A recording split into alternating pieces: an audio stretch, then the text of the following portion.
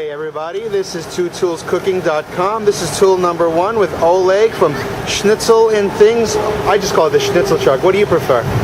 Well, this is the Schnitzel truck, but we have a brick and mortar restaurant as well, and we like to go by Schnitzel and Things. Awesome. So they are the Schnitzels knit.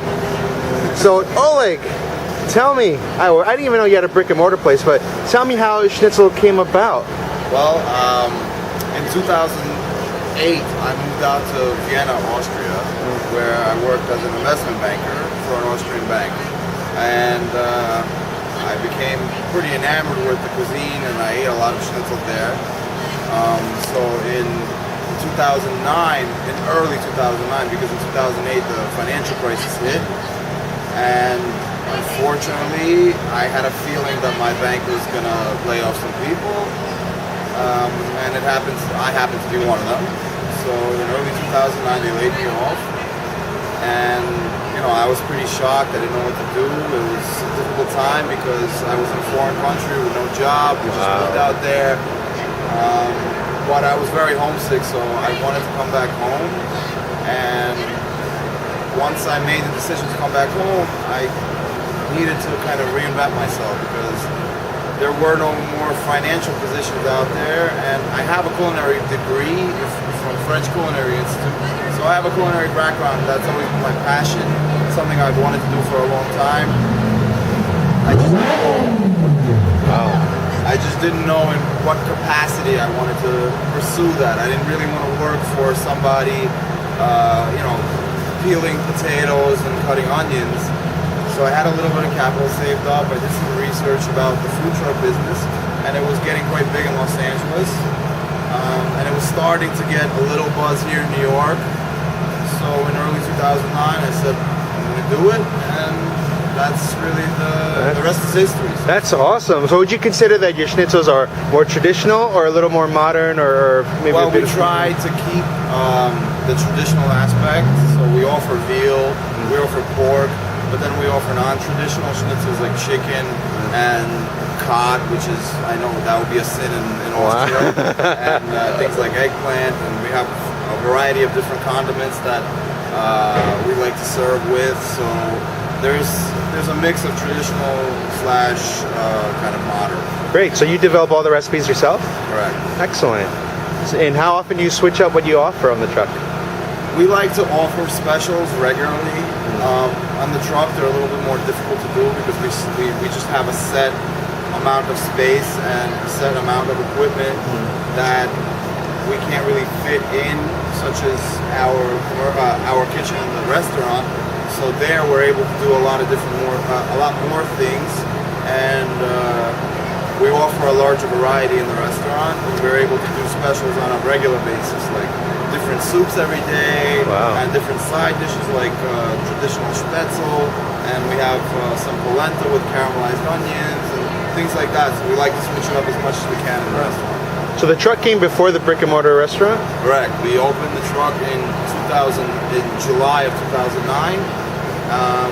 and the restaurant we opened in March of 2011. Great. Where's the restaurant at? It's on 45th Street it's on 3rd Avenue between 45th and 46th Street, 723 3rd Avenue. Awesome. And you guys have a website? We do. The website is www.schnitzelandthings.com. Schnitzelandthings.com. Great. So now if people wanted to get your truck, how do they find you, being that you move around? Well, you can either check out schnitzelandthings.com. We have a little link there for a blog that I update every week with the locations of the truck. Or you can follow us on Twitter, and our Twitter handle is @schnitzelandthings. So you can follow us there, or on Facebook. Okay, cool. Now, what are your hours on the truck? Is it like late, or is it early? Our hours on the truck are from around 11:30 till 2. Wow. We only do lunch service. Dinner we've tried in the past, but it's really not worth it to keep our staff out there and things like that. But we do plenty of catering events and private parties, so the main hours are 11 to 2, lunch every day, 5 days a week. Great. So Oleg, you spent some time in Austria. Does that make you an Oktoberfest subject matter expert? I'd like to say yes, but not really. I'm not a big beer drinker, but I know our food goes perfectly with beer. We actually just got a beer and wine license at the restaurant, so the beer is flowing and the schnitzel is cooking. Great. So you can change your new truck title to Schnapps and Schnitzels. I'm going to ask you a couple of October quiz questions and see how well you do. All right. I have very high expectations from you, though. Let me tell you. All right. What is Oktoberfest and how did it come about? Wow. That's Oktoberfest is a holiday in Germany that celebrates the beautiful art of beer making and beer drinking. When it came about or how it came about, I'm not sure. Okay, so close. We got a little bit of that. It is a public party. It did start in Germany, in Munich, for the royal wedding of King Ludwig and Princess Therese of Saxony on October 12, 1811. And it eventually became sort of a harvest fest. And then, beer was certainly a part of that and became a shining star of the event. That's a good awesome trivia question to ask for our truck. What city and country is the traditional Oktoberfest held? What city and country? Well, you just said Munich. No, I gave it away. You're receptive to it. You caught it. Munich, Germany. That is right. When does Oktoberfest typically occur? When does it what? When does it occur? It occurs in September. That's right. Late September into the first weekend of October. That's right. A lot of people say October, right? That's a good one. All right. What is the first criteria of Oktoberfest beer? So they have a special beer that a lot of brewers can qualify to be called Oktoberfest beer. But what is the qualification to be considered Oktoberfest beer? I know Oktoberfest beer is a dark beer. But I don't know the qualification. Okay. The only requirement is that it has to be brewed within the city limits of Munich, Germany, and then it can qualify for Oktoberfest beer. Aha!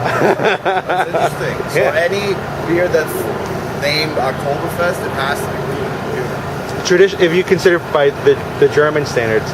In America, I think it's a little different. They call everything Oktoberfest beer. It doesn't really relate. All right. The last set is multiple choice. Okay. What is a lederhosen? A manager of a hosiery department in a department store. A liquid measure of alcohol used in Germany. Or C, breeches made of leather that may be either short or knee length. C, and do you own a pair? No. No, maybe after today. What is a dirndl? And I don't know if I'm saying it right. A bodice, blouse, and a full skirt with an apron. I don't even need that. No, look at that. Have you seen a dirndl before? Yes. I think you've seen a few in there today. Yes, I have. Last question. What is a beer stein? A, the name of a gentleman who invented beer. A beer container containing a handle and a hinge lid. Or C, a mark left in your shirt when drinking too much beer. Beer stein. B. It is a beer container with a lid and a heavy handle. Thanks, Oleg. I appreciate it, guys. Check out Schnitzels and Things at their website, Schnitzelandthings.com. Schnitzelandthings.com, and you can check out their restaurant as well if you don't want to chase the truck at 723 3rd Avenue. Awesome. Good luck, Oleg. Thanks for spending your time. Bye bye.